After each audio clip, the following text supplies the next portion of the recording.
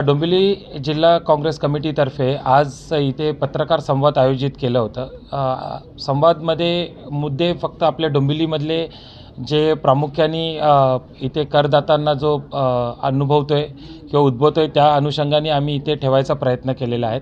त्यामध्ये आरोग्य असेल, शिक्षण असेल, त्याच्यानंतर KDMT सर्व्हिसेस असतील, फुटपाथ्स असतील, वीज पुरवठा असेल, पाणी पुरवठा असेल, आरोग्य, कचऱ्याची समस्या असतील, अशा अनेक समस्या आम्ही इथे मांडायचा प्रयत्न केला आहे।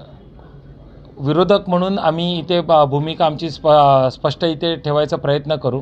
तुम्ही बघितलं असेल, सत्ताधारी स्वतःच इथे त्यांच्या प्रशासनाविरोधात आंदोलन करतायत, त्यांना मारायच्या धमक्या देत आहेत, गुंड प्रवृत्तीच्या अनुषंगाने ते लोकांच्या समोर जायचा प्रयत्न करतायत।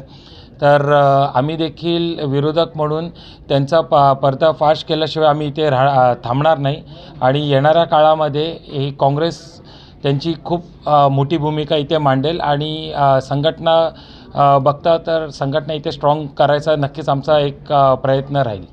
तुम्ही बघितलं असेल की पुन्हा त्यांनी उबाटाचे काही नगरसेवक पळवले होते, काँग्रेसचे नगरसेवक पळवायचे देखील प्रयत्न केले, कुठे यशस्वी ठरले, कुठे अपयशी ठरले। त्यांनाच समजत नाही आहे की महापौर हा शिवसेनेचा असला पाहिजे का BJPचा असला पाहिजे।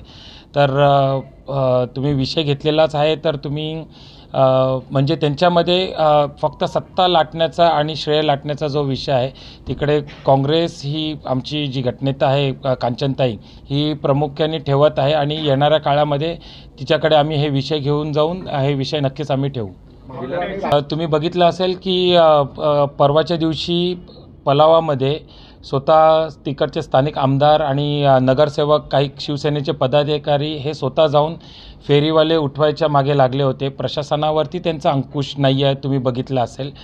असं त्यांनी स्वतःनीच सांगितलं की तुम्ही उठवलं नाही तर मग आम्ही तीव्र आंदोलन करू। ही शोकांतिका आहे डोंबिवलीकरांसाठी, कल्याण डोंबिवलीकरांसाठी, की स्वतः निवडून आलेले लोकप्रतिनिधी, मग ते भले निवडून आलेले किंवा बिनविरोध आलेले, हे त्यांची भूमिका बजावू शकत नाही आहेत। आणि एका ठिकाणी आपण बघितलं असेल, काही दिवसांपूर्वीच महापौरांचा एक फोटो व्हायरल झालेला होता की जिथे त्या स्वतः एका हातगाडीवाल्याकडनं काही सामान घेत होते आणि त्यांच्या छोट्याशा त्या धंद्याला ते प्रोत्साहन देत होते, हे तुम्ही देखील बघितलं असेल। तर नक्की त्यांची भूमिका काय आहे की हातगाडीवाल्यांकडनं हे सामान घेऊन त्यांना, त्यांच्या छोट्या व्यावसायिकांना प्रोत्साहन दिलं पाहिजे का त्यांना असा जबरदस्तीने उठवून त्यांना उद्ध्वस्त केला पाहिजे। तर या अनुषंगाने आम्ही त्यांची नैतिक जबाबदारी ते कुठे पार पाडू शकत नाहीत, या नैतिक जबाबदारीच्या आधारे आम्ही त्यांच्या राजीनाम्याची मागणी करणार।